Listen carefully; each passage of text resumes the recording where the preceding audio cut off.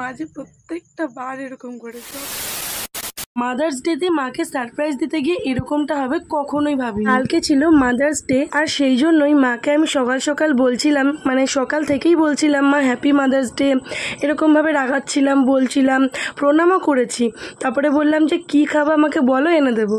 তারপরে মা বলছে যে আমি যেটা বলবো তুই আনতে পারবি না, এরকমভাবে আমার সাথে ইয়ার্কি মারছে।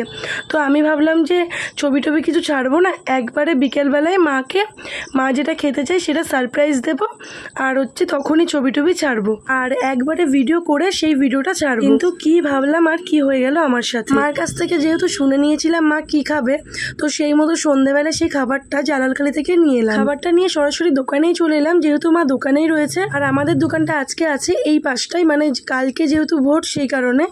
হ্যাপি মাদার্স ডে সকাল থেকেই বলেছে, কিন্তু বাজে বাজে রিয়াকশন। আমি কোনো ভিডিও করিনি, এখনই শুরু করলাম একটু আগে থেকেই। কি খেতে চেয়েছিলাম, মানে আমি তোমাকে জিজ্ঞেস করলাম যে কি খাবা মা আজকে, বলো তুমি। আমি কিছুই খাবো না, পটল ভাজা আর মুরগি মাংস কষা দিয়ে ভাত খাবো।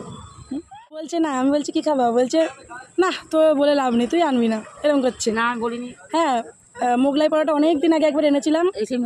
না না মোগলাই আনিনি, মিথ্যে কথা বলছি, কিছুই আনিনি, তুই শুনবে তো।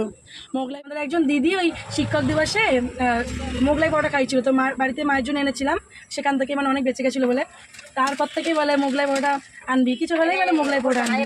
তা আমাদের এখানে পাওয়া যায় না বটতলাতে, সেই কারণে তা আনাও হয় না সেইভাবে। মানে মাঝে একবার মনে এনেছিলাম মেলা থেকে, হ্যাঁ আগের বছর 12 মেলা থেকে, এবার তো যাইনি, মায়ের সাথে যাবো ভেবেছিলাম, যাওয়াও হয়নি। তা এখন আবার জালালখালি থেকে নিয়ে এলাম, মা জানে না। তো এখন দোকানে দাঁড়াবো, মা আবার সে মাল আনতে যাবে, তো একটু পরে খাওয়া দাওয়া হবে। এই সবে মাত্র দোকানটা নিয়ে এলাম বাড়িতে। এর ব্যাপার কি হয়েছে, মার জন্য যে মোগলাই এনেছি মাকে না বলে এনেছি, যে সারপ্রাইজ দেবো, মানে আমাদের আর সারপ্রাইজ মধ্যবিত্তদের নেই, অশান্তি বেঁধে গেছে। 50 টাকা খরচ করে কেন আনলি, কি আর বলবো, মানে যত যাই করতে চাই না কেন প্রত্যেকটা বার আমার সাথে এমনই হয়। কথা যে টাকাটা তো আমাকে দিতে পারতিস, খরচা করলি কেন, আর না বলে গেছি কেন। হ্যাঁ, তাহলে একটা মানে মানুষের তো একটা ছেলেমেয়ের তো ইচ্ছা হতেই পারে যে তার বাবা মাকে কিছু দেবে, বাবাকে তো কিছুই দিতে পারি না আমি। প্রত্যেকটা বার কোনো কিছুতে, কোনো অকেশনে কিছু দেওয়ার চেষ্টা করলেই আর মা এরকম ব্যবহার করে। কোনো কিছুতে যদি পুজোতে শাড়ি টাড়ি আনি বা জুতো আনি বা কিছু আনি, ছুঁড়ে ফেলে দেয়, বলে আনবি কেন, মানে কে বোঝাবে। তাহলে একটা মানুষের তো শখ হতেই পারে যে তার মাকে দেবে, বাবাকে তো কিছু দিতে পারিনি আমি। আজকে মাদার্স ডে বলে জানি কিছু করতে পারবো না, মানে অত টাকা পয়সা হাতে নিয়ে ভাবলাম তাহলে মোগলাই, সকালে জিজ্ঞেস করছিলাম যে কী খাবা, দিয়ে বললো মোগলাই খেতে ইচ্ছা করে, তাই বললো, তাই আমি না বলে আনতে গেলাম। আর এরকম ব্যবহার করে প্রত্যেকটা সময়, ঠিক আছে, দাদা কত বারণ করে তাও আমার সাথে এরকম ব্যবহার করে। মানে আমি চেয়েছি যে ঠিক আছে আজকে মাদার্স ডে, ছবি টবি ছাড়িনি সেরকম, যে না যেটা খেতে ভালোবাসে সেটা এনে দেবো, একটা দিন থাকাটা উচিত মায়েদের জন্য। এখন বাড়িতে এসে বসে আছি, কোনো কথাও বলছে না, মনে হয় খাবেও না। আমি তো সবসময় দেখাই হাসি খুশি মায়ের সাথে, মা যে প্রত্যেকটা বার এরকম করে, সবটা কিছুতে মানে কিছু আনলে এরকম করে, আগে টাকার কথা ভাবে। সত্যি কথা বলতে কোনো অভাব আমি মায়ের রাখি না, যখন যেটা প্রয়োজন সেটা এনে দেওয়ার চেষ্টা করি, আর মা সবসময় এমনটাই করে আমার সাথে। যেরকম শাড়ি, তারপরে জুতো, ব্লাউজ, এইগুলো আমি সব কিছু এনে দিই, মানে শেষ হয়ে যাওয়ার আগে। সেরকম টাকা পয়সা হাতে নেই বলে ভাবলাম মোগলাই এনে দিই, যেহেতু মোগলাইটা খেতে ভালোবাসার, অনেকদিন আনাও হয় না। তারপরে তো প্রায় 2 ঘন্টা কান্না করেছি, চেঁচিয়ে পুরো, আর চোখ মুখের এই অবস্থা হয়ে গেছে।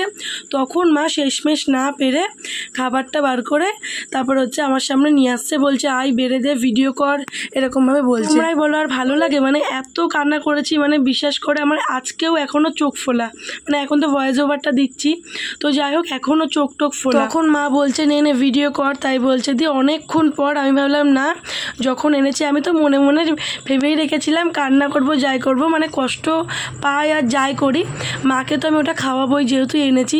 মানে আমার এরকম, আমি নিজে কষ্ট পাবো কিন্তু যেটা মায়ের জন্য এনেছি আর কি, মানে যে আমার উদ্দেশ্য যেটা সেটা আমি করবোই। তখন আমি মাকে খাইয়ে দিলাম, আবার আমি নিজেও খেলাম। তো মোগলাইটা কিন্তু বেশ ভালোই ছিল, আর মা নরমটা খেতে ভালোবাসে, মানে মোগলাইটা যদি বেশি ক্রিস্পি হয়ে যায় বা ওই শক্ত হয়ে যায় ওপরটা, তো খেতে পারে না। প্রত্যেকবারই ভাবি যে এইবারই শেষ, আর করব না, কারণ এরকমভাবে আমাকে প্রত্যেকবারই কথা শুনতে হয় বা কষ্ট পেতে হয়।